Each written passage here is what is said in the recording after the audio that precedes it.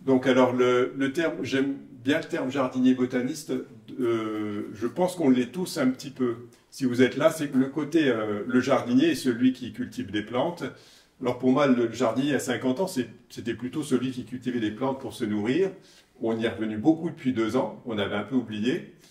J'avoue que moi j'ai plutôt fui, alors je le dis, hein, j'ai plutôt fui le jardin qui nourrissait parce que c'est pas que mes grands-parents faisaient ça et très bien, j'adorais ma grand-mère, le virus, je pense pas à elle, mais le fait de faire des plantes qui se mangent enfin je trouvais ça un petit peu pas vulgaire au sens vulgariste finalement, se nourrisser. C'était un peu l'après-guerre, on en fait un peu partie, c'était les 30 Glorieuses. Donc j'étais plutôt sur l'aspect décoratif. Donc je suis un jardinier, moi, dont le plaisir est plutôt le plaisir des yeux.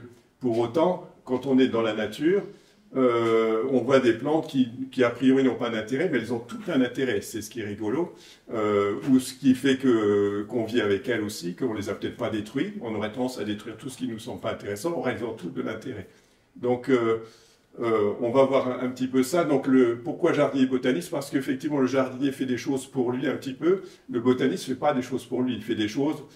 Alors, c'est quand même pour ça, c'est des scientifiques, donc ils font ça un peu pour tout le monde, mais un peu pour leur connaissance, mais c'est plus intellectuel. Alors, sans être intellectuel, l'idée de connaître les plantes, il faut forcément mettre un nom. Il y a une petite barrière qui est le latin ou le grec, qui ne m'a pas posé de problème et qui en pose à certains, donc ça c'est, voilà, chacun suivant un peu ses hémisphères, son logiciel un peu là-dedans.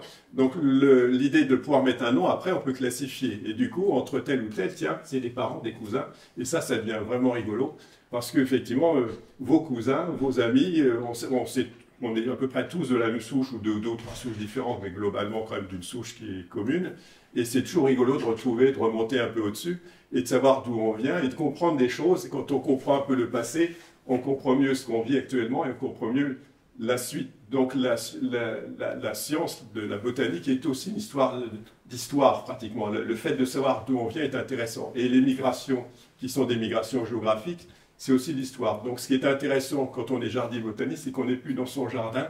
On sort de son jardin pour faire différentes...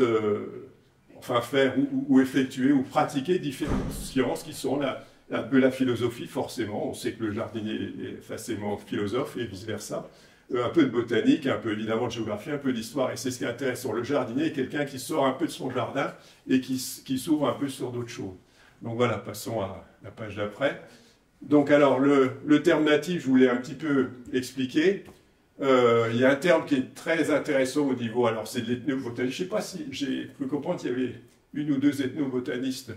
Et donc, les plantes dites de chez nous, c'est aussi un concept qui est intéressant, qu'on met maintenant en termes plus... On a inventé un terme qui est un label, c'est le végétal local. Alors, je ne sais pas si quelqu'un connaît un petit peu le végétal local.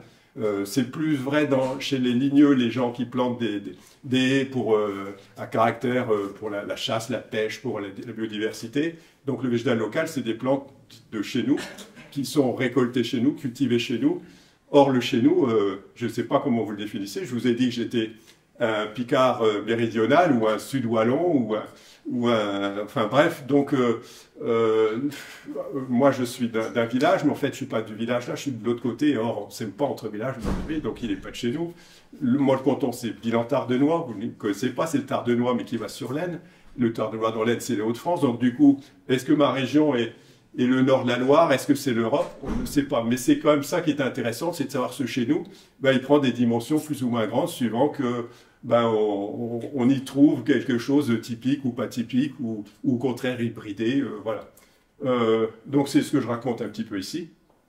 Je reviens avec cette date, le 1492, qui a fait qu'effectivement ce qui était arrivé chez nous, encore où, on ne sait pas, avant est indigène, ce qui est après ne l'est pas, à un an près. Donc, alors évidemment, on est en train de dire, mais ça ne veut rien dire, mais ça permet de faire des choses. Donc, globalement, la vigne, le champagne, c'est un peu la vigne, évidemment, on le sait tous, pas naturellement arrivée chez nous, elle est arrivée avec les Romains. Les Romains ont fait, évidemment, beaucoup d'apports, comme quoi aussi, ces civilisations qui s'épandent un petit peu, d'une façon un petit peu on va dire quelquefois un peu violentes, font aussi une vulgarisation, font aussi des choses qui se disséminent et qui peuvent faire du bien pour la suite. La vigne donc n'est pas fondable chez nous, sauf que on se rend compte qu'il y avait vitis quand même, quelque chose qui n'était pas vinifera, qui existait avant. Le figuier, c'est la même chose. Vous allez trouver beaucoup de plantes qui sont dites de chez nous. Or, ces plantes ont été améliorées souvent de l'Est. Quand je dis souvent, c'est quasiment toujours de l'Est. Tout ce qui nous vient de l'Est et tout ce qui suit, ça va toujours comme ça. Alors pourquoi? C'est dû à, au fait, le continent. On est au bout du continent quand on est en Bretagne. Après, si on veut s'en aller, soit on va dans le nord, ce qui se fait maintenant, on fait des migrations un peu sud-nord, mais avant c'était quand même est-ouest, en tout cas pour une bonne partie de l'Eurasie. Et donc, on a la même chose pour le figuier, on a la même chose pour un tas de choses. Et si, alors on peut passer l'image d'après, si on parle de plantes, donc je vous parlais de la vigne, mais de figuier, on pourrait parler des agrumes. Les agrumes, si je vous dis les agrumes, pour vous, d'où sont... Enfin, il y en a qui vont savoir, évidemment, donc c'est pas si simple. Donc, les agrumes, pour nous, c'est méditerranéen, donc c'est l'Espagne, c'est l'Italie. On sait que aussi... Miami, la Floride, la Californie, donc du coup on ne sait plus trop. Le pays d'origine des agrumes, c'est chinois. Tout est chinois. Globalement, les agrumes ne sont absolument pas méditerranéens. Si on vous dit d'où viennent la plupart de nos pruniers, les pommiers, les cerisiers, il y a des croqueurs de pommes ici, tout est aussi d'Europe de l'Est, de Chine ou d'Asie centrale pratiquement. Comme quoi, si on réfléchit un petit peu, c'est l'Asie centrale, si vous y mettez les pieds, on y met les pieds, c'est quand même assez sec. Donc ce réchauffement, c'est quelque chose qui n'est pas aussi récent. Là, on a une pulsion qui est très forte, on sait à quoi c'est dû, on ne sait pas trop comment faire pour arrêter, mais globalement, l'Asie centrale a été plus humide, le Sahara a été plus humide du temps des humains, ce n'est pas du temps des milliers d'années avant. Donc le prunier vient effectivement d'Asie centrale, le noyer vient d'Afghanistan, les pommiers, la ville des pommes, c'est au Kazakhstan... bref, voilà, oui. Et puis, donc la plupart des choses viennent finalement par là, sont venues soit rejoindre des espèces locales qui n'étaient pas très intéressantes, soit sont venues complètement elles-mêmes, mais la plupart de nos cerisiers, nos premiers, et ce qu'on a dans notre assiette aussi, et là aussi on pourrait rejoindre un petit peu ce côté liste rouge, liste noire, ou extrême conservateur, ou extrême ouvert à tout, globalement c'est quand même... ces choses-là ne sont que issues d'hybridation et de choses qui vont et qui viennent et qu'on peut pas fixer parce qu'on n'aurait rien dans notre assiette si on n'avait pas fait venir des choses de partout. Voilà, donc j'explique un petit peu. La Somme est comme la Marne, un pays où la guerre est passée. On a, nous, un petit village à côté, à Romigny, où il y a une petite gare. Les Allemands sont stationnés là pendant un bout de temps. Le front maximum s'est arrêté dans la Marne. Hein. On a eu chaud parce que Paris aurait été conquis, notre histoire aurait été différente. Et donc, ils se sont stabilisés pendant plusieurs mois. Et on a du réfort qui s'est installé. Le réfort, c'est un peu la moutarde des Allemands, un petit peu. Ils se sont tellement bien installés quand même qu'ils avaient mis leur jardin potager à côté de chez eux. Ça voulait dire qu'ils n'avaient pas envie d'être délogés. Et on a une station de réfort qui est unique parce qu'il y a plein de choses. Et donc, c'est ce qu'on appelle l'obsidional. Hein, c'est ces plantes qui sont liées à la guerre. Donc, tout ça, voilà, est quand même quelque chose d'assez particulier. Voilà, on peut avancer un petit peu. Il y a un mot qui est intéressant. Alors, la première partie du bouquin, je ne suis pas un littéraire, mais quelque part, il y a quand même un problème où il y a en tout cas il y a une volonté de faire un peu de sémantique et de dire les choses un petit peu, ou mieux les signifier, mieux les identifier. Le terme chez nous, je vous en ai parlé, il y a le terme endémisme aussi qui est important. Quand vous parlez avec quelques jeunes... de la jeune génération un petit peu, ils veulent défendre notre endémisme ou nos plantes locales, et pour une endémique, c'est une plante locale. Une plante locale, c'est pas une endémique, une endémique, c'est une plante locale qui est issue de cet endroit, de l'endroit où vous êtes, qui a peut-être migré, puisque je vous dis, les plantes n'ont fait que bouger, et qui n'est que sur ce territoire et nulle part ailleurs. L'endémisme est d'autant plus intéressant qu'il est évidemment sur un territoire petit. Une endémique planétaire, Homo sapiens, c'est une endémique planétaire. On pense qu'il n'y en a pas ailleurs, ce n'est pas tout à fait une endémique, mais... Donc en gros, l'endémisme européen, évidemment, c'est encore assez large, mais quand même, il y a des choses qui sont qu'en Europe. Pourquoi elles s'arrêteraient à l'Oural et n'iraient pas de l'autre côté, on ne voit pas trop, mais voilà. Et puis après, surtout, il y a des endémiques, et c'est aussi l'intérêt de ces plantes indigènes de savoir, c'est qu'on a quand même des plantes à protéger, ou plutôt des milieux à protéger, qui sont les îles par exemple. Alors je vais partir de celle qu'on connaît mieux, qui fait partie moi, de la flore ou de bouquins que j'ai donné, qui est la flore corse. L'endémisme en Corse, il y a à peu près, alors je vais dire une cinquantaine d'espèces endémiques. On doit avoir à peu près, je pense que je ne suis pas assez, plutôt une centaine d'espèces endémiques. On doit avoir à peu près la moitié sur l'ensemble du territoire français continental. Et le reste, de toute façon, c'est Pyrénéens et Alpes-Maritimes. Si vous mettez au nord de la Loire, je ne suis pas sûr qu'on ait une endémique. Donc c'est aussi l'intérêt déjà d'avoir les Corses avec nous, parce qu'ils ont une belle île, et qui nous amènent des plantes qui sont extraordinaires et des livres extraordinaires, mais c'est aussi voilà, des choses particulières. Donc on va avoir évidemment dans toutes ces îles ce phénomène d'endémisme qui est important, donc des plantes à protéger, des plantes peut-être à cultiver, des protections aussi par rapport aux espèces extérieures, alors végétales mais aussi animales qui sont là. On sait que l'Australie a été, ou la Nouvelle-Zélande a été embêtée par des lapins, par des moutons, par tout ce qu'on a amené. Mais donc vous avez l'île d'Hawaï qui est connue. Alors c'est un taux d'endémisme incroyable et c'est un laboratoire de ce qu'il ne faut pas faire et de ce qu'il faudrait faire. Il y a vraiment des combats actuellement chez les Américains à Hawaï parce que c'est en même temps qu'un gaspillage, c'est en même temps des défenses. C'est très intéressant de voir ce qui s'y passe. Juan Fernandez est très connu, d'autant plus que je crois que c'est les Bretons qui sont en train de sauver pas mal de choses. Mais l'île de Pâques, Madagascar, c'était un problème un peu français, mais n'importe qui refait la même chose. On est en train de perdre un tas de choses à Madagascar. Quand je dis on, c'est la planète, puisque évidemment, c'est plus notre domaine français. L'île de la Réunion, enfin voilà, toutes ces îles sont intéressantes. On peut passer un petit peu plus loin. On pourrait dire d'ailleurs la même chose des Alpes ou des massifs montagneux qui sont comme aussi des îles sur ces grandes plaines. On va par exemple avoir un taux d'endémisme qui est important dans les Tatras parce qu'on est tout au nord et à l'est, donc c'est quand même des plaines pratiquement, et on a un taux d'endémisme qui est intéressant. Et évidemment dans les Alpes, le plus gros taux d'endémisme il est plutôt au sud parce que là se caractérisent deux phénomènes, le méditerranéen et l'alpin, qui font que dans les Alpes-Maritimes, on a un taux d'endémisme qui est le plus important après la Corse dans nos départements en France. Les Pyrénées sont pas mal aussi. Et encore une fois, si je vous mets la Somme ou la Marne, je crois qu'on n'a pas une endémique. C'est morne pleine, ça va, ça vient. Voilà. Ça ne veut pas dire que c'est pas beau, mais voilà, c'est comme ça. Voilà, donc je vous parlais de liste rouge et liste noire. Je pense les Américains qui ont fait la première liste rouge. On pourrait parler de protectionnisme, hein, c'est-à-dire que quand on dit, voilà, j'ai des plantes à protéger, vous me faites ça, et puis quand on met une liste noire, on dit, je ne veux plus de ça, c'est quelque part quelque chose qui ressemble. Donc les Japonais ont fait la même chose, de leur côté, parce que c'est une île. Je vous parle du Japon parce qu'on connaît tous ces renouées, les renouées de Sakhalin, les renouées du bambou, hein, qui se sont hybridés chez nous. On a eu un petit souci, c'est qu'on a deux terreurs qui sont arrivées, qui sont hybridées pour faire un terrain encore plus supérieur. Donc effectivement, on a les trois sur place, qui sont effectivement des conquistadors. Alors on va dire, c'est pas très grave, parce que de toute façon, il n'y a pas de vide. Elles vont conquérir des lieux qui sont perdus, ou qui sont très humides, c'est dommage, ou très secs, ou surtout pollués. Je pense au Budléa, au bord des ballasts de la SNCF.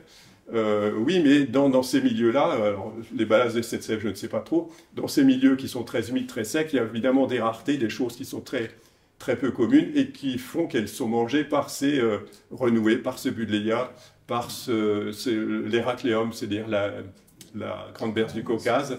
Voilà, c'est des plantes. Alors, si vous ajoutez au fait que pour la grande berce du Caucase, par exemple, il y a des problèmes de santé publique, ça coûte cher. Voilà. Après, il y a l'ambroisie qui est peut-être encore un cran au-dessus au niveau allergène. L'ambroisie, j'en parle moins. Comment dire, le domaine dont je m'occupe, moi, c'est que je reste un petit peu avec ce côté pépiniériste. C'est quand même plutôt des plantes vivaces, herbacées ou arbustives. Donc, je ne m'occupe pas beaucoup des annuels en général dans ces choses-là. Mais l'ambroisie, voilà, est une plante effectivement exotique, qui envahit tout et qui pose des problèmes de santé. Donc là, effectivement, on peut se dire, cette plante-là, elle est vraiment indésirable, il faut qu'on ne l'ait plus. Le Budléa, c'est un peu moins vrai, l'acacia est prêt à basculer aussi, l'élante est en train de basculer aussi. On est en train d'allonger les listes des invasives, et là aussi, on sent une petite tentation de dire, on ne veut plus de ces immigrants qui ne nous servent à rien. Et donc voilà, on se méfie un petit peu de ces choses-là. Donc, liste rouge, liste noire, voilà, on a vu. Allons-y. Alors, je vous le disais, moi, le référentiel du jardinier est variable. Le jardinier peut se dire, moi, dans dans mon jardin, je veux des choses qui me nourrissent surtout, que ça soit joli, pourquoi pas faire des bouquets. Ça peut être effectivement surtout joli et pas me nourrir. Moi, j'avoue que les saules, par exemple, ce que j'aime, c'est les chatons et les bois. Le côté des pollutions et vanneries m'intéresse moins, même si j'y suis sensible. Mais voilà, donc on peut avoir des choses un peu différentes. Donc l'idée pour nous jardiniers, c'est quand même en général une floraison spectaculaire. Les gens qui repartent là repartent un petit peu avec des feuillages maintenant. On vend un peu plus de plantes à feuillage il y a 30 ans, je pense. Mais c'est quand même la fleur. Quand la fleur est au rendez-vous, les gens l'achètent, la plantent. C'est leur propriété, c'est dans leur jardin. Voilà. Pour autant, évidemment, il y a d'autres choses qui sont intéressantes. Je reste quand même là-dessus, sur le bouquin, en tout cas sur ce concept de séduction qui sont le plaisir des yeux, même si j'aborde quelques petites choses par rapport par exemple, au fait de pouvoir cueillir. Il y a des gens maintenant de plus en plus, et c'est un très beau métier, j'avoue que je ferais ça, j'aimerais bien faire ça, les cueilleurs, des gens qui cueillent dans la nature, qui vont récolter des plantes, alors qu'ils vivent un peu dans leur camion, hein, c'est un peu ce qu'on appelle des routes, hein, c'est un peu spécial, mais qui vivent de ça, qui sont... Alors après, l'idée c'est de se dire chez qui d'ailleurs on va cueillir, les domaines, voilà, donc mais c'est vrai que c'est intéressant, et c'est quelque chose qui est intéressant de se dire ces plantes indigènes peuvent sauver des gens, peuvent nourrir des gens. Mais si nous, on les cultivait, et ça sera la conclusion, mais je vous l'ai dit un petit peu, ces plantes indigènes, il ne faut peut-être pas laisser forcément le ministère de l'Environnement nous dire on va faire ça, on va protéger, on va mettre liste rouge, liste noire. C'est un peu ce que je suis en train de vous dire, c'est le message un petit peu anarchiste du jour, mais c'est d'avoir confiance un petit peu dans peut-être ce que vous savez, ce que vous connaissez, ce que vous ne connaissez pas, d'y faire un petit peu attention et de se dire ces plantes-là, ben, elles sont intéressantes parce que effectivement, il peut y avoir des gens qui vont en avoir besoin. Et l'idée, par exemple, de cultiver certaines plantes qu'on ne peut plus récolter dans la nature parce qu'on n'a plus assez, mais pourquoi les jardiniers ne le feraient pas au terme d'une association qui serait l'association de Doulan, qui dit tiens, on va mettre 5 plantes en culture, on l'a sur différents jardins, on ne la perdra pas. Et voilà, c'est un peu ce côté-là. Alors, je sais que c'est compliqué parce que j'y suis jamais arrivé, on a tout un tas de projets avec des pépiniéristes de toutes sortes, mais quelque part, c'est un peu ce message aussi, c'est si on connaît les plantes, si ça vous intéresse pas, on peut toujours dire que ça peut intéresser quelqu'un d'autre, et notamment ces cueilleurs qui quelquefois disent on ne trouve plus les plantes. Et ce qui est intéressant aussi, et je le dis un peu dans le bouquin, on a quelquefois des cueilleurs qui sont assez disciplinés ou en autodiscipline pour dire attention, là on a un vrai souci, on ne trouve plus du tout les plantes qu'on veut. Je pense sur le domaine du Markstein, donc dans les Vosges, où ils récoltent de l'arnica. Ils se sont trouvés certaines années à ne plus en avoir, il faut qu'on arrête les cueillettes, on n'en aura plus. Donc c'est un peu comme les pêcheurs qui vont racler, disent nous, nos gamins s'en fichent, ils n'auront plus rien à faire, mais on s'en fout. Quand on commence à penser un peu à ses enfants, on dit voilà, donc c'est eux qui ont alerté en premier, avant les botanistes, de dire il faut qu'on lève un petit peu la chose là-dessus, il faut qu'on fasse une protection, il faut peut-être qu'on mette en culture, je pense aussi aux genépis. Si vous allez en Italie, c'est très très protégé, les Italiens, contrairement à ce qu'on pourrait dire, sont beaucoup plus disciplinés que nous, peut-être pas autant que les Suisses, mais plus que les Français en tout cas. Ils ont des endroits où ils cultivent du genépi pour ne pas avoir à cueillir pratiquement. Si vous allez à Valmonté, dans le Mont-Paradis, il y a 2 hectares de genépi et ils cultivent du genépi. Donc ça aussi, c'est une façon de faire un petit peu. Alors on n'est plus sur la plante indigène nature, on est sur la plante indigène cultivée, mais pourquoi pas? Moi, je suis un petit peu entre les deux. Voilà, on peut avancer. Donc, alors si je peux parler rapidement les protocoles de protection, mais ça je vous en ai un petit peu parlé, je pense que c'est bien de protéger des plantes, c'est mieux de protéger des milieux.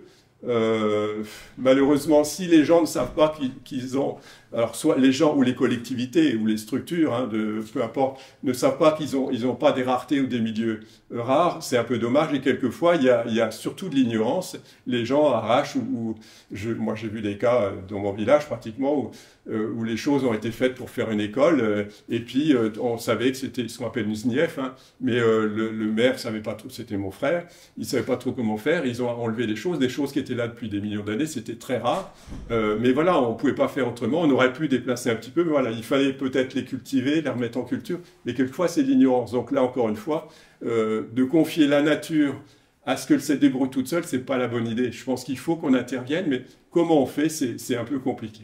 Alors allons-y.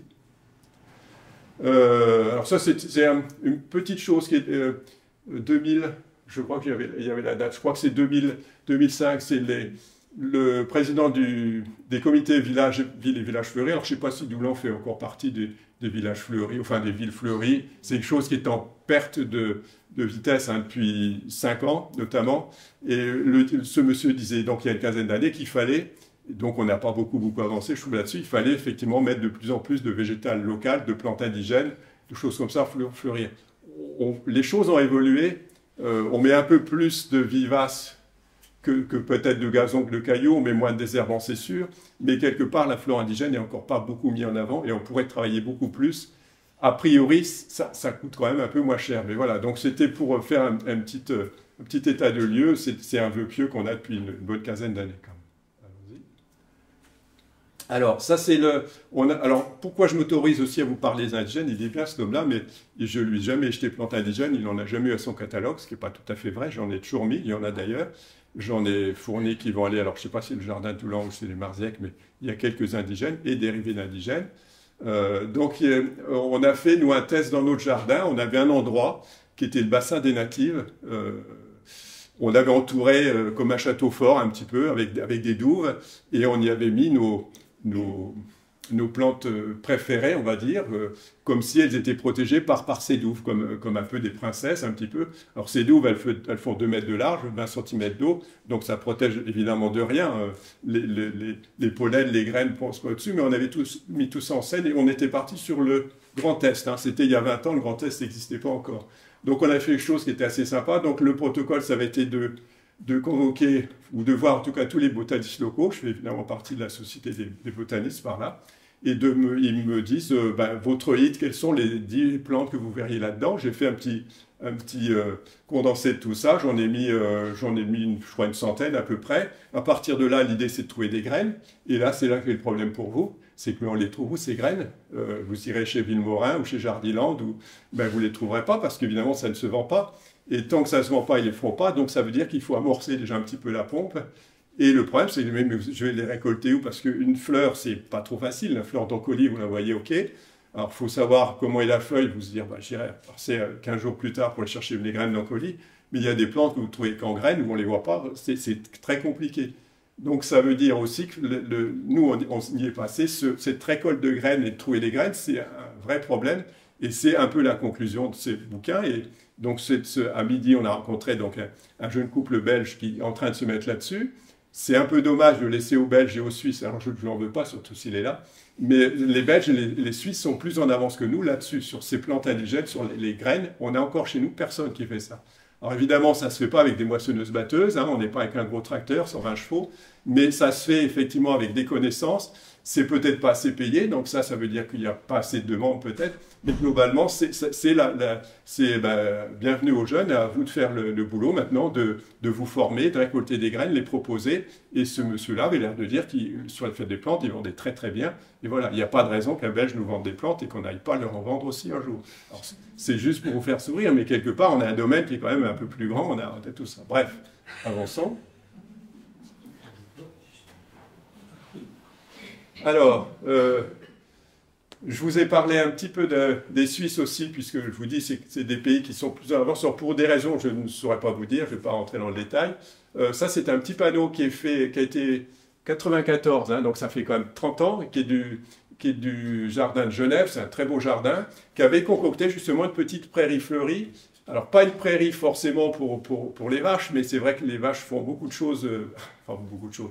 En tout cas, avec la prairie, c'est un concept qui est intéressant. On ne parle pas de permaculture, les vaches, on les a depuis toujours. Et dans cette prairie-là, il pourrait y avoir, on pourrait très bien améliorer un petit peu. Alors, comment on améliore, je ne saurais pas vous dire forcément, mais on a en tout cas toute une série de plantes qui sont intéressantes, jolies, qui peuvent nous soigner, qu'on peut manger, les pissenlits, qui peuvent... et c'est voilà, un des exemples de moi, ce que je verrais, c'est effectivement quelque chose comme ça, qui ne serait pas complètement naturel, mais qui irait dans le sens de ce que la nature nous propose de faire, et en tout cas nous aide de faire. On parle de réchauffement climatique, mais on parle aussi de sécheresse. On sait que ça y est, on s'est mis en position sec.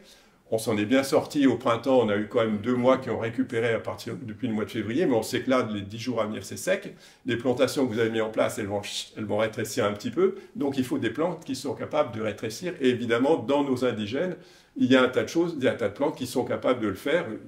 Les exotiques aussi, pourquoi pas. Donc voilà, c'est une petite idée, je passe vite. Alors, le triangle de Grimm est quelque chose d'intéressant, enfin c'est un petit peu compliqué à... Alors je ne sais pas s'il y a ici des psychologues ou des psychiatres, le triangle de Grimm est utilisé aussi en psychologie humaine. C'est comment dire, la capacité à résister à trois choses différentes. La compétition, alors la compétition, on est en train de plus en plus de dire la compétition dans la nature et pas ce qu'on dit, c'est pas le plus fort qui l'emporte tout le temps. En tout cas, on a envie d'y croire, je suis pas sûr que ça va, mais bon, on a envie d'y croire. Donc par exemple, les arbres sont supérieurs aux arbustes, les arbustes sont supérieurs aux plantes vivaces, parce que voilà, si vous laissez faire la nature sous nos climats, vous le savez tous, la diversité, elle s'érode complètement. Ces forêts, c'est 10 espèces d'arbres, quelques bulbeuses, un loup, un sanglier et quelques ours, et puis des chasseurs. Et voilà, donc moi j'en rêve évidemment, mais c'est pas fait pour 10 milliards d'habitants, c'est juste plus possible ça. Donc globalement, la compétition, c'est une chose. Alors si on regarde l'axe de compétition, il est plutôt à gauche. Là où la compétition la plus forte, c'est les lichens qui le domaine, ou en tout cas là où il y a le stress le plus fort, parce que le stress, c'est là où il y a vraiment des conditions qui sont terribles, très chaud, très humide, très... Voilà. Donc on retrouve les lichens à la compétition de ces deux choses-là qui sont les meilleures. Et puis après, il y a la perturbation. La perturbation, ça peut être une tempête, un chablis dans une forêt, mais ça peut être votre coup de binette. Ce qui résiste à la binette ou à différentes choses, des milieux qui sont, je ne sais pas quoi, mais enfin différentes choses. Donc voilà, on va trouver, et ce triangle se fait un peu avec les trois. Alors ce qui est intéressant de souligner là-dessus, c'est qu'effectivement, on va en compétition, les arbres sont plus gros, plus forts, et là. Dans un milieu très perturbé, stress, c'est les herbes annuelles, c'est-à-dire ce qui veut dire que plus vous binez, plus vous aurez d'herbes annuelles, plus vous binez, plus vous aurez de mauvaises herbes.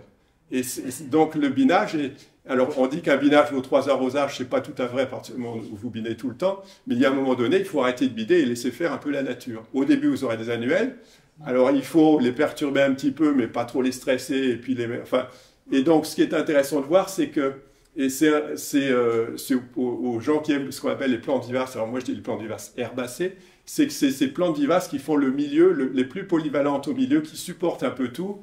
Et ça, vous serez d'accord que les plantes vivaces, vous en trouverez toujours qui peuvent supporter un peu de perturbation, vous les recoupez si c'est très, très soif. Si compétition, tant qu'il n'y a pas des grands arbres, et encore, vous trouverez des fougères, des bulbeuses. Donc vous pouvez trouver dans les plantes vivaces, c'est dans ce milieu de plantes vivaces, dans cette gamme de plantes vivaces herbacées, que vous trouverez la gamme la plus polyvalente. Bon, après, on pourrait aller plus loin, mais voilà, c'est... Allons-y. Alors... là, c'est tout petit. Alors oui, c'est sur les... je vous ai parlé un peu des cueilleurs. Donc il y a beaucoup de plantes. Alors je pense qu'il n'y a aucune plante qui ait donc un intérêt pour nous. Je ne vais même pas penser... Alors en général, je fais ça en petit comité avec des notaires, avec des gens de l'immobilier, des choses comme ça. On a même des plantes toxiques qui peuvent faire... accentuer... vous savez, les cessions de propriété, les héritages, on dit, voilà, la belle-mère, ça serait bien qu'elle vive un peu moins. Donc, il y a des plantes qui servent aussi à ça, pour accélérer, enfin, bon, je n'en dis pas plus. Et alors, il y a des plantes qui font souffrir, si vous voulez, puis des plantes qui peuvent aller très vite, si vraiment vous êtes un peu à court. Donc, il y a toutes les plantes, même les mauvaises. Alors, je prends le mauvais, alors, les œnanthes, la ciguë, tout le monde connaît la ciguë, c'est une plante qui elle, est vraiment toxique, et je parle un peu là-dedans de ces plantes-là, et je parle aussi du fait que dans certaines familles, puisqu'on parle des fois des garçons de bonne famille, dans certaines familles, il y en a qui ont bien tourné, il y en a qui ont mal tourné. Je pense par exemple aux ombellifères, donc il y a le Nantes, la ciguë, qui est quand même pas terrible, et puis vous avez l'angélique, le fenouil, l'anie, ou la nette plutôt, et qui sont des bonnes plantes. Vous avez la même chose dans les légumineuses, les haricots, le pois, et puis vous avez la fameuse plante qui a fait mourir dans Into the Wild, si vous avez vu le film, il s'est trompé, c'est le même genre, c'est pas la bonne espèce. En Europe, il serait pas mort, mais aux États-Unis, c'était pas la bonne. Donc bref, il y a tout un tas de choses comme ça. Les chèvrefeuilles, par exemple, on vous dira, chèvrefeuilles ne mangent pas les fruits rouges. Pour autant, vous avez des chèvrefeuilles sibériens, l'Onicera varkamchatica, qui se mangent, qui n'ont pas d'ailleurs beaucoup de goût. Les chèvrefeuilles dans la même famille, les sureaux, le sureau noir, cuit ça va, on vous dit cru, c'est un peu toxique. Le sureau rouge, on vous dit qu'il est toxique, pourquoi pas. Et puis la viande au biais est toxique en France, elle est comestible en Allemagne. On dit tiens, quand vous passez une frontière, ça marche. Voilà, donc ça, voilà, donc le côté toxicité. Alors, oui, peut-être que je ne parle pas de la cuisine anglaise, je vais parler que de la cuisine allemande, parce qu'on pourrait aller très loin. La cuisine anglaise ? Oui. parce qu'on ne sait pas toujours ce qu'ils mangent, et avec nos goûts, on a toujours l'impression qu'on n'est pas de la même planète. Bref, tout ça pour vous dire que le côté indigène, même là-dessus, est différent. Évidemment, quand vous allez cuire une plante, enfin évidemment, 9 fois sur 10, vous dégagez les choses un peu toxiques, ce qui n'est pas vrai pour la manite phalloïde. Hein. Essayez pas, ça, même cuit, ça marche pas bien, ou ça marche trop bien. Et donc, voilà, tout ça pour dire aussi que sous ce côté indigène, encore une fois, c'était pour donner des bribes un petit peu de... Voilà, toutes ces plantes servent à quelque chose et elles peuvent servir aux pharmaciens, à la cuisine, à la grand-mère, à différentes choses. Voilà, allons-y. Alors ça, c'est pour célébrer, alors on était sous Covid, là, c'est vrai que ça marque bien un petit peu, j'étais allé chercher le prix auteurs régionaux, puisque je suis du Grand Est, le prix Émile Gallet. Émile Gallet, vous connaissez peut-être, c'est messieurs du mouvement Art Nouveau, avec surtout les Lemoine, avec Majorelle, avec tous ces gens de Nancy surtout, c'est un mouvement européen et même international, puisqu'au Japon il y a eu lui aussi, en Russie.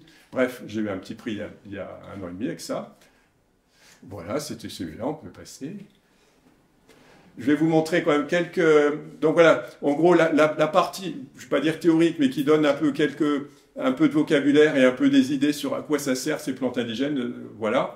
Je vais vous donner moi, maintenant quelques... alors, je ne veux pas tout les tracer, il y en a beaucoup, mais je pense qu'il y aura... il y a 5 ligneux, il doit y avoir 5 graminées, et puis une bonne partie de vivaces herbacées. Les ligneux, on les connaît tous à peu près, quoi que vous verrez. Alors oui, maintenant vous avez vu le nom là. Est-ce que vous connaissez tous cette plante? Ou est-ce que quelqu'un la connaît plutôt si c'est... Alors Philippe, oui. Ça a changé de nom. Alors c'était Coronie émurus avant. Hein.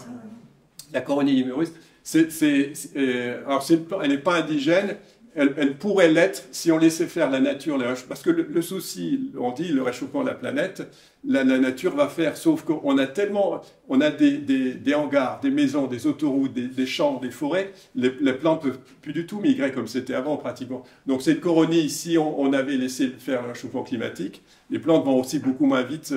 Ce qu'elle sait faire en 1000 ans, elle ne sait pas le faire en 20 ans.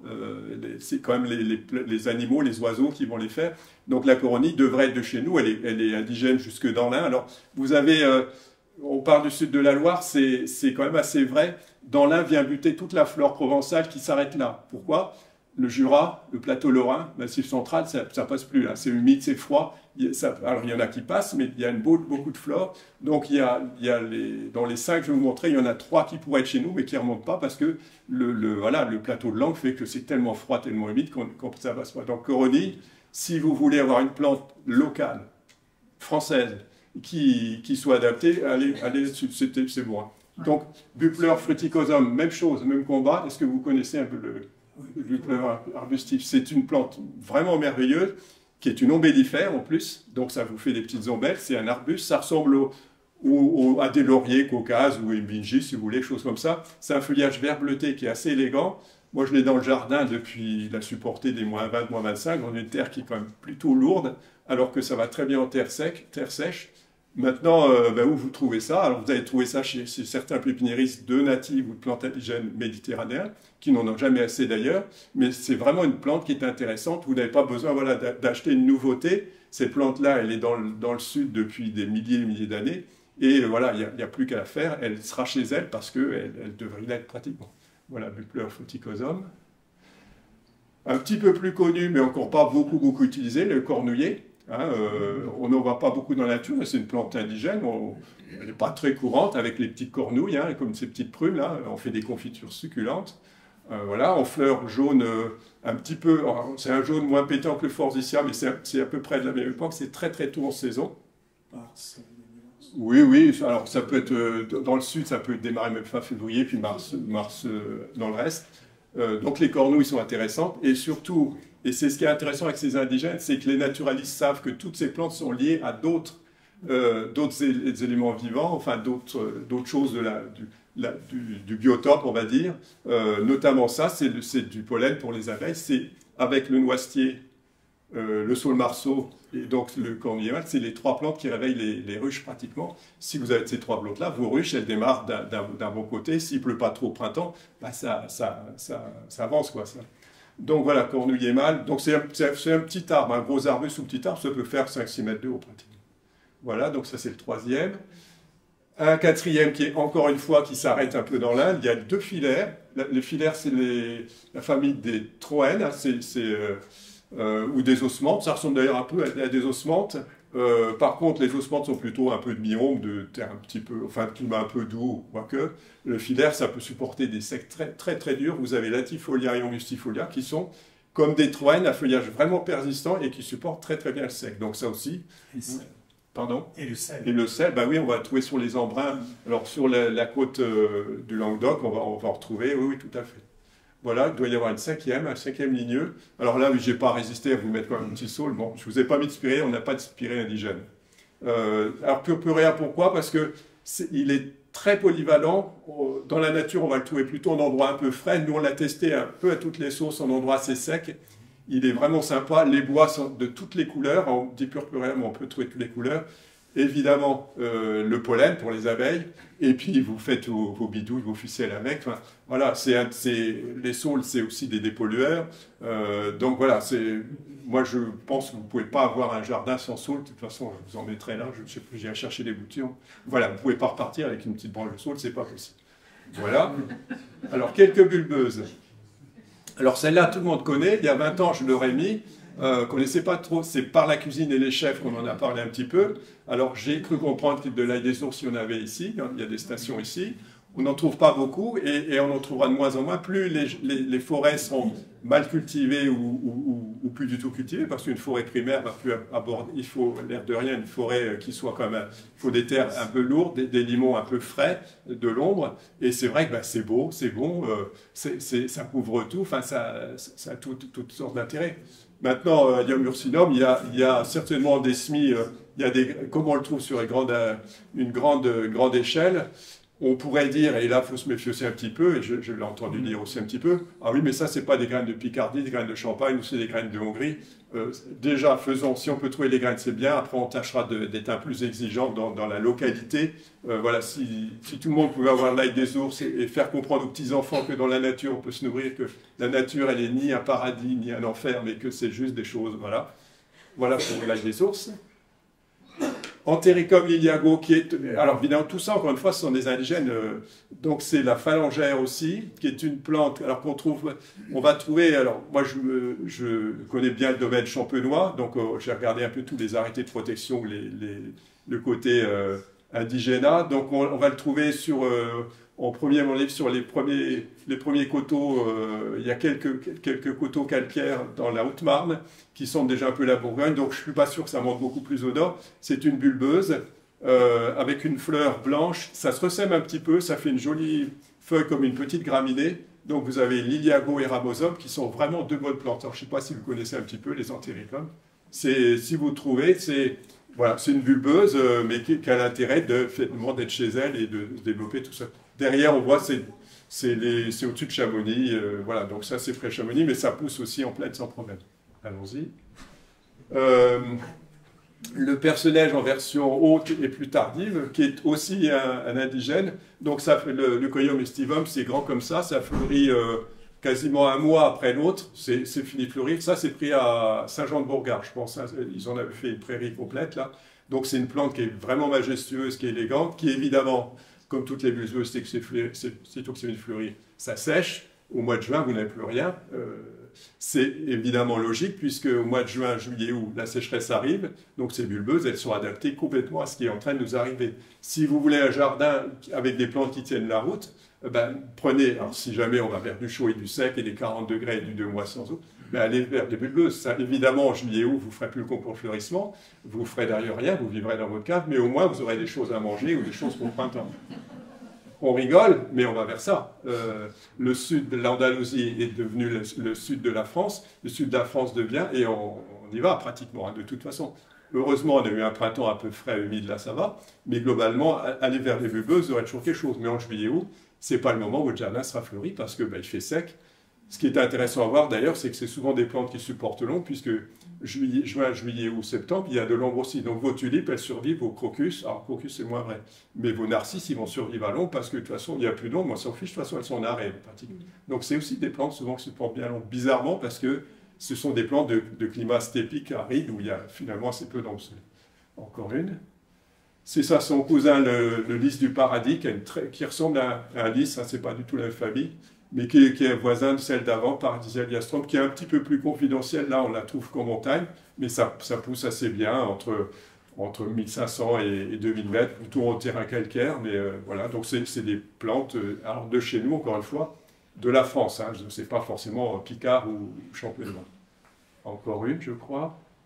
Et puis, ça plus indigène, alors c'est un peu confidentiel, la fleur est quand même assez grandie, Streptopus amplexifolius, ça ressemblerait au sceau de Salomon, Polygonatum, c'est assez proche, donc niveau gastronomique, c'est pas ça, hein. C'est pas le muguet, parce que le muguet c'est quasiment le top, hein, ça vaut la ciguë, vous ne trompez pas, on dit toujours entre l'ail des ours et le muguet, parce que ça pousse des fois au même endroit, vous ne trompez pas de mettre 3 feuilles de muguet dans votre salade, vous allez le sentir passer, ou pas. Et donc, la petite fleur est mignonne, c'est presque plus les fruits qui sont jolis, mais voilà, c'est une jolie plante. Donc, je pense qu'après avoir quelques herbacées plus classiques, oui, non, il y a quelques graminées. Alors évidemment, j'ai essayé de classer, mon bouquin est classé en fonction un peu des familles. Vous avez bien compris que les renonculacées font une famille avec les renoncules, l'encolie, l'aconite, donc des plantes toxiques ou pas toxiques, mais plutôt toxiques en général. Quelquefois, c'est les caprifoliacées aussi. Puis quelquefois, si j'ai pas mis des familles, j'ai mis autre chose. Alors, parce que les familles n'étaient pas assez importantes, parce qu'il fallait que je remplisse ma page avec... voilà. Donc là, les graminées, qui sont donc les poacées, dans lesquelles on met d'ailleurs les carex. Il y a quelques graminées que je trouve jolies. Ça, c'est Acnaterum calamagrostis. Alors, c'est une plante sauvage. Elle est plutôt des montagnes méditerranéennes. On les trouve dans les Alpes du Sud. Donc, enfin, moi, je trouve qu'il n'y a rien à ajouter de plus. C'est joli comme tout l'été, c'est beau comme ça. Encore une autre. Alors la mourette, hein, Brisa media, vous le trouvez ici, hein, qui est mignonne à craquer. Alors vous pouvez le mettre sur des grands espaces, mais c'est plutôt vu de près. Donc ça, c'est une indigène qu'on trouve localement. Alors là, si c'est local, c'est la côte picarde. Donc la mettez pas dans votre jardin, c'est une pirate. Enfin, c'est pas une pirate, ce sont des pirates, parce qu'elles vous mangent absolument tout. Ça pousse avec les zoyas en bord de mer. L'intérêt de cette plante, elle était à la mode pas mal il y a 20 ans, c'est que c'est un feuillage bleu-gris métallique. Le problème, c'est que ça mange absolument tout. Alors, je ne sais pas si tu as déjà fait tester ou tester dans ton jardin. Oui, je suis sûr que tu l'as éradiqué assez rapidement. Oui.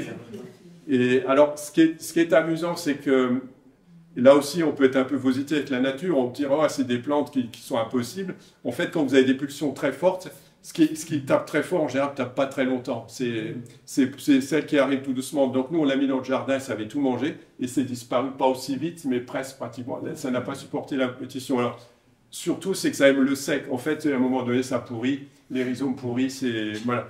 Si vous avez un bord de mer, de toute façon, il y en a certainement, mais c'est une jolie plante pour le gris-bleu qui est vraiment intéressante. Mais faites attention, c'est un peu terrible. Alors, il doit y en avoir encore.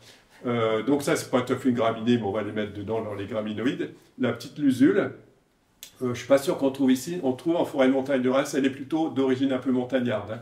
La lusule, donc une petite graminée à fleurs blanches qui pousse en sous-bois, plutôt un peu frais, hein, les lusules, le jonc, tout ça, c'est quand même assez voisin.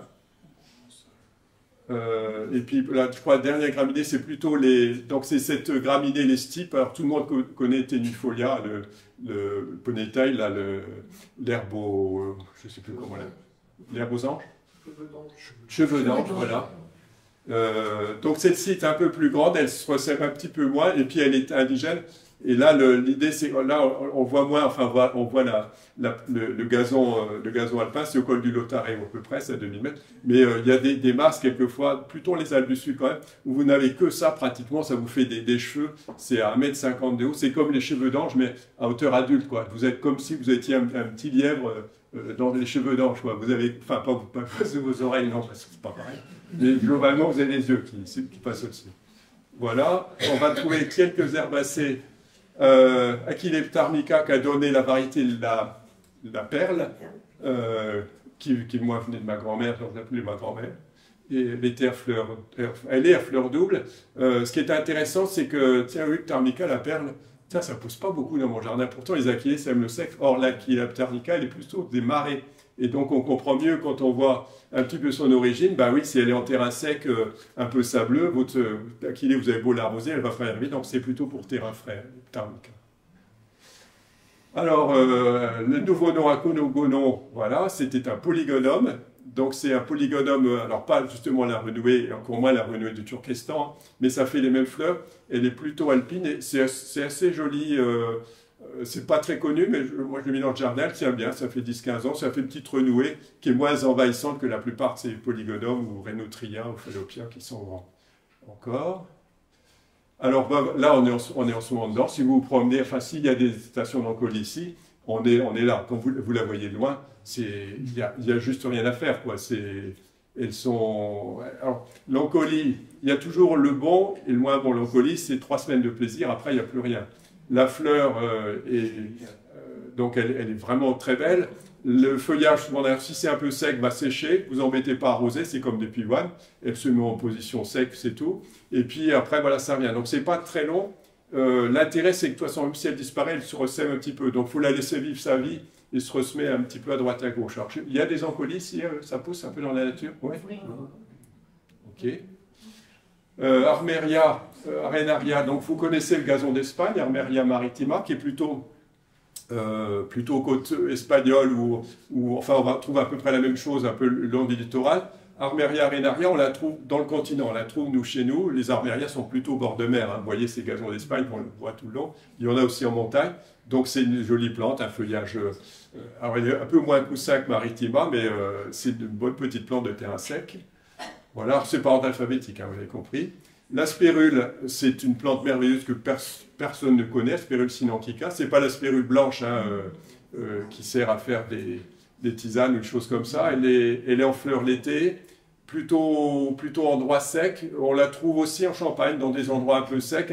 Ce qui est intéressant dans toutes les plantes, moi étant typé un peu plante alpine et plante de lieu sec, je me suis plutôt porté là-dessus et on peut penser que climatiquement, on va avoir besoin de plantes qui supportent quand même le sec plutôt que de plantes, je ne veux pas dire que le rhubarbe ne se sortiront pas ou tout ça, mais quelque part, toutes ces plantes terrain sec, il faut les tester pour dire « Ah, c'est quand même bien, j'ai moins de fleurs en été ou ça fait moins gros feuillages, mais c'est intéressant. » Donc la spérule peut faire partie. Alors ces petites plantes, hein, bon, maximum c'est comme ça, par contre ça s'étale pas mal.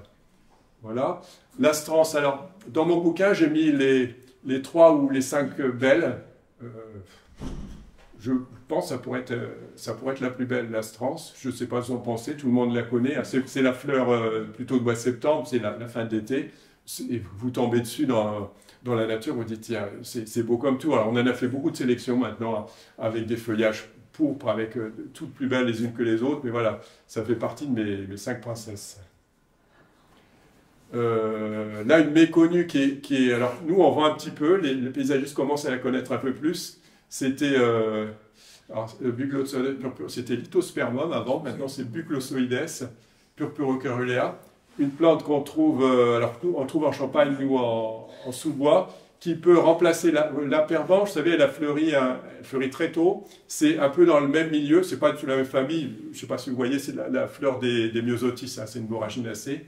C'est une plante qui est vraiment, vraiment intéressante en sous-bois, alors qui colonise beaucoup, hein, qui est à la limite agressive, mais en sous-bois, c'est vraiment une plante intéressante. Alors, je pense qu'on doit la trouver un peu en Picardie, pas d'une façon pas très courante, parce qu'il faut des substrats un peu secs, plutôt sous-bois, donc plutôt calcaire aussi, je pense, oui.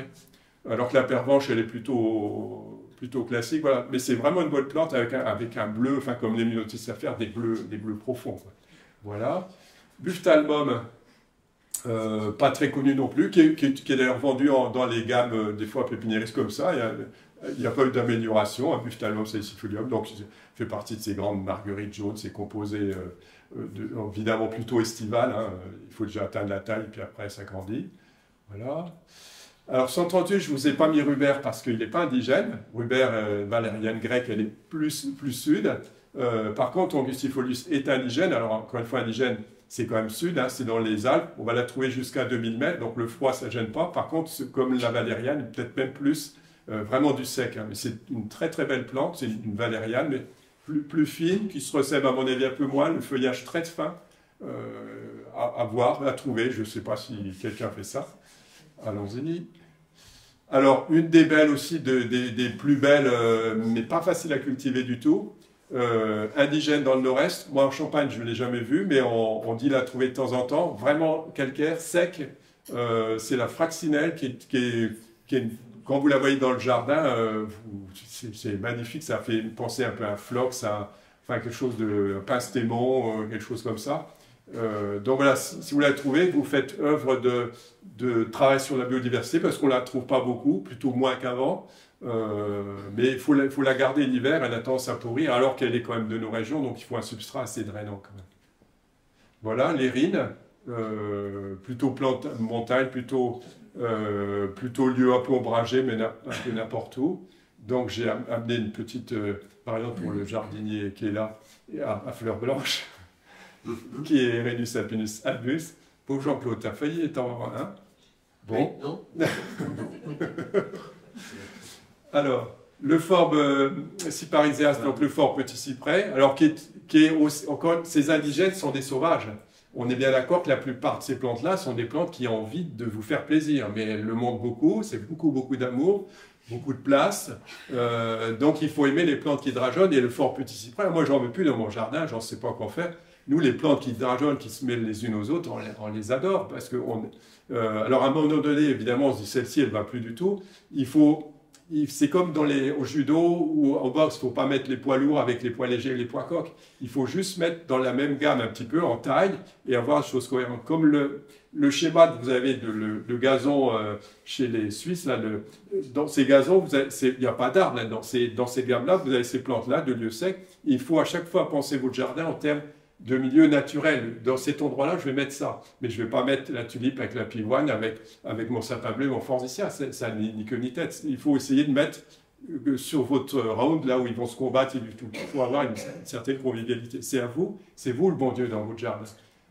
C'est un peu ça quand même. Allons-y. Le fort Bessul, donc vous avez mis quelques œufs forts parce qu'elles sont quand même très très vastes. L'essul n'est pas très connu. On connaît Amygdaloides, on connaît Caracias évidemment, mais l'essul est un peu intermédiaire, plutôt lieu frais, et elle est indigène dans le jardin. Là, on l'a mis. Alors, notre bassin native est devenu Alcatraz, et après est devenu une basse-cour. Après, donc ça n'a plus l'air de rien. Et là, maintenant, il n'y a plus que des orties, des ronces. Parce que si vous laissez faire la nature, encore une fois, vous avez les conquérants qui sont là, et les ronces, il y a un peu les fruits à manger, mais c'est quand même... Regardez les bras de mon épouse, vous verrez, elle a fait ça pendant 2 jours, enfin bref. Et donc, il y a un moment donné, l'idée c'est quand même, encore une fois, de gérer un peu ça. Et en dessous, il y a d'ailleurs un hélianthème qui est encore en vie à peu près, mais c'est vrai que le rumex, l'ortie, tout ça a pris le pas parce que, voilà, il faut que ça se stabilise un petit peu. Donc au début, il faut essayer de virer un petit peu les scélérats, les gros pirates quand même. Voilà.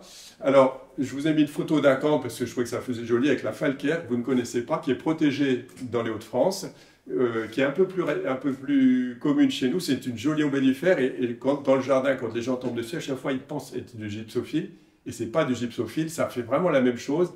Donc, si vous trouvez falcaire, essayez dans votre jardin, vous verrez, c'est vraiment beau. Et encore une fois, vous faites œuvre de facteur de biodiversité, pourtant, pour peu que vous ayez un peu les graines locales, parce que c'est vrai que quelque part, si c'est protégé en les Hauts-de-France, l'idée, si on veut être très propre, c'est quand même d'avoir, si c'est possible, des origines des Hauts-de-France, sauf que vous ne pourrez pas les avoir puisqu'elle est protégée. Vous n'avez pas le droit de récolter les graines, vous n'avez pas le droit de les multiplier, vous n'avez pas le droit de diffuser les graines.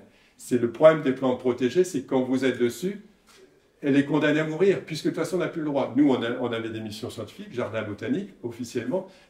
On a essayé de cultiver des plantes, on a passé 2 ans pour passer par le muséum, le préfet de la région, les trucs pour mettre des choses en culture, on n'y est jamais arrivé. Donc, il y a aussi, et le côté anarchiste remonte un petit peu, effectivement, il y a des choses qu'on doit faire, qu'on fait, et d'ailleurs, on avance là-dessus, parce qu'on s'est aperçu que cette protection, c'est un peu comme l'histoire du loup ou des ours, c'est pas oui, je fais ou je fais pas. Il faut avoir des territoires, là on fait, là on fait pas, là, voilà.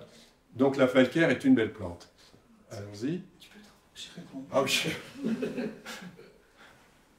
La gentiane, on va avoir la moitié peut-être où je serai dessus à peu près. La gentiane asclépiade, qui est donc la gentiane, pour peu que vous preniez un petit peu dans les Alpes, où vous regardiez, vous savez, cette jolie gentiane bleue qui est mignonne comme tout. Celle-ci est beaucoup plus grande. Elle est de sous-bois, c'est une plante qui peut être grande comme ça, qui fait une espèce de feuille un peu, d'ailleurs elle est dans des endroits un peu fougères, et donc c'est vraiment une jolie plante, plutôt montagne, mais ça pousse chez nous.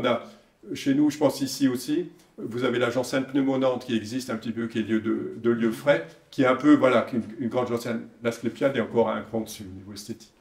Allons-y. La globulaire. Vous voyez, c'est ce qu'on, enfin, je sais pas, en montagne, ces systèmes, on appelle ça des lapias ou des lapiers. Hein. C'est des espèces de crevasses, de cailloux qui ont été attaqués par les pluies, par les eaux d'érosion et tout ça. Et donc, ces globulaires, qui sont typiquement des plantes alpines, ressemblent à des petits thym rampants, ces petites plantes rampantes, ligneuses, c'est un sous-arbrisseau, et qui fleurissent bleus, un peu comme la famille des campanulacées, c'est une famille assez proche. Et donc, voilà, un joli petit sous-arbrisseau qui pousse très bien en plaine. Nous, on a dans notre jardin depuis 30 ans, et ça pousse très bien. Voilà. Le sélection de Jacob, qui est donc un sélection, donc une composée jaune. Alors moi, ce que j'aime, les fleurs sont jolies, mais c'est le feuillage. Et j'avoue que je suis plus sensible dans un jardin au feuillage, dans la nature. Quand la fleur arrive, c'est le feu d'artifice, c'est la cerise sur le gâteau. Mais si les feuillages sont beaux déjà, vous allez pouvoir vous contenter d'un feuillage qui est beau 8 ou 10 mois de l'année. Alors 10, c'est peut-être un peu beaucoup, parce que ça veut dire qu'il n'y aurait que 2 mois, janvier, février, avant, donc on va dire 7 mois de l'année. Mais la fleur arrive au-dessus, on l'a nous mélangé avec une graminée qui a à peu près le même feuillage avec des ombellifères, et quelquefois vous avez, tiens, mais ça fait une fleur, et donc il y a des mêmes feuillages, il y a une fleur qui émerge qui est assez surprenante. Voilà. L'homélosia, donc vous avez reconnu la fleur de scabieuse, ou ce qu'on appelle des psychacées, qui je crois que maintenant est devenue une caprifoliacée. Donc c'est un genre de scabieuse, mais toute petite, plutôt montagne Alpes du Sud, mais là aussi ça se cultive bien, partout où vous avez un terrain drainant. Voilà. L'itrum qui fait partie aussi des 5 plus belles, hein. Donc j'avais dit l'astrance, l'encolie. Il ne faut pas que j'en dise trop, parce qu'il y en a qui vont dire « Oui, tu n'as pas parlé de moi, papa. » Donc j'ai 5, je crois. Donc là, il va revenir à la salicaire. La salicaire, vous la connaissez toutes, hein, qui peuple les endroits un peu, les fossés, les endroits un peu humides, qui en fleurs tout l'été. Vous avez très peu de fleurs l'été. Et ça, vous allez les trouver à Lille, à Strasbourg, à Brest et à Calacuccia en Corse. Vous la retrouvez partout. Donc elle est à partir du moment où il y a un petit peu d'eau à un moment donné. Et donc, inviter la salicaire. Alors, ça se ressème un peu, c'est pas épouvantable. Vous avez des variantes horticoles, mais voilà, ça, c'est l'espèce type, hein, tout simple. Voilà.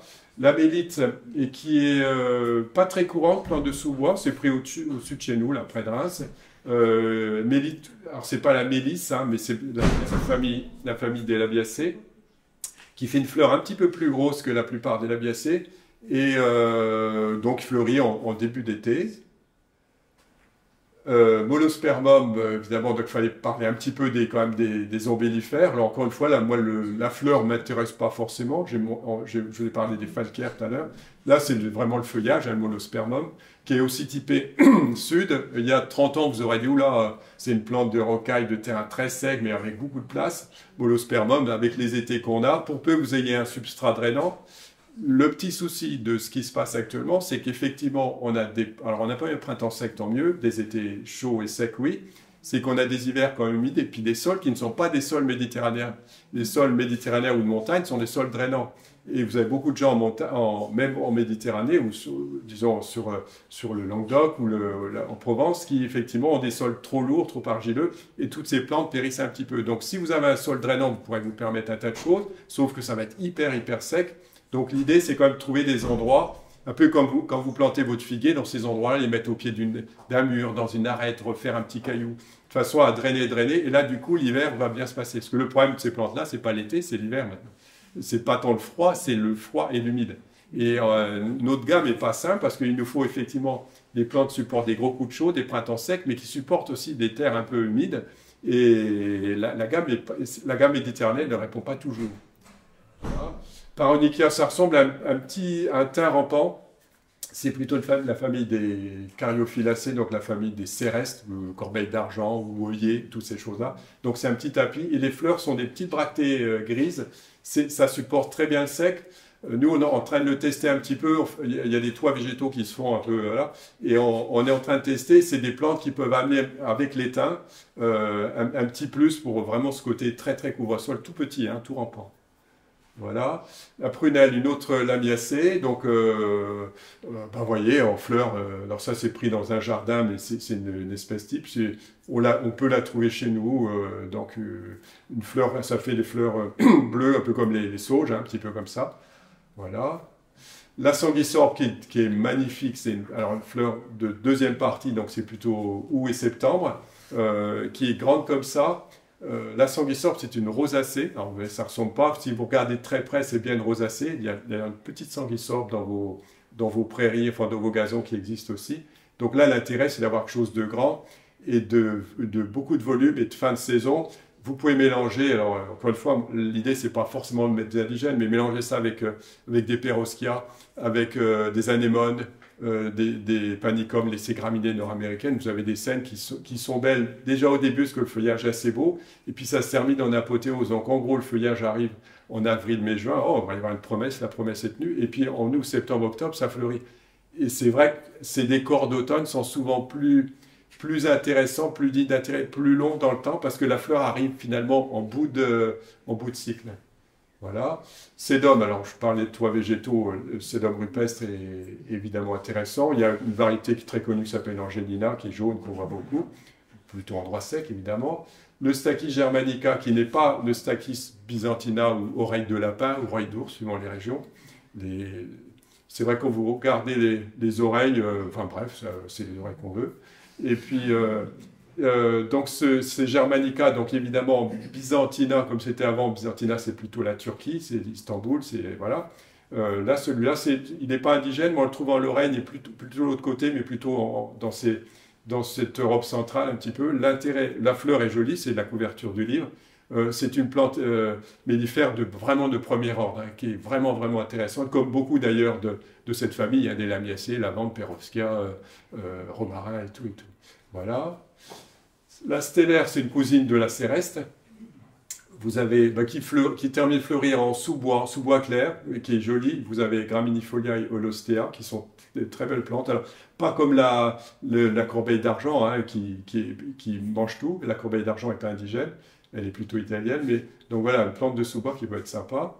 Ensuite, Thanacetum, autrement dit, avant c'était pyrètre, donc avec un feuillage qu'on voit pas bien, mais un feuillage qui est très découpé. Moi, c'est ce qui m'intéressait pas mal.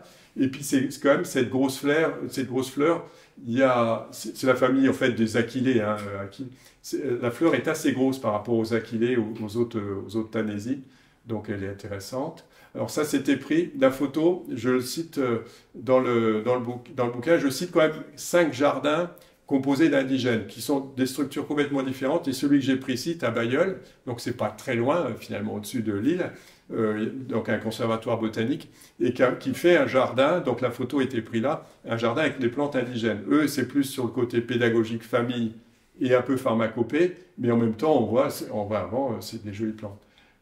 Donc, Teucrium, Polydium teucrium, c'est une lamiacée. Vous connaissez peut-être plus Teucrium fruticans ou Camedris ou le couvre-sol. Donc ça, c'est Polydium, c'est plutôt sud aussi. Ça, c'est une plante qui a été on s'est tous mis, notamment les Méditerranéens, à le faire, et avec nous, ça tient à peu près dans le jardin. C'est vraiment une plante qu'on va voir plus arriver avec le sec, plus ça va aller, plus on va vers ce genre de plantes qui font feuillage gris. La famille des lamiacées, qui fleurit plutôt en fin de printemps, c'est assez mellifère, mais qui s'arrête complètement de pousser, et qui souvent refleurit d'ailleurs un peu en automne ou en hiver. C'est toute une gamme de plantes qui va arriver au fur et à mesure des décennies, qui sont d'origine méditerranéenne. Voilà. Thalictrum qui fait partie aussi peut-être des 5 plus belles, je vais arriver à 6 quand même à force. Le pigamon que j'ai vu sur certains stands, alors c'est pas l'espèce type forcément, mais les pigamons floraison donc en ce moment. Le feuillage, c'est la feuille d'encolie. D'ailleurs, vous trouvez Thalictrum aquilegifolium et vous trouvez Aquilegia thalictropholium. Donc après, vous savez qui est qui. La fleur de l'encolie est quand même différente. Hein. Le feuillage est le même. Donc c'est vraiment une jolie plante, plutôt un peu souvent, en tout cas, lieu un peu frais, hein, cette plante de mégafournier. Donc voilà, je pense que j'ai plus rien à dire, a priori c'est marqué dessus. Donc voilà.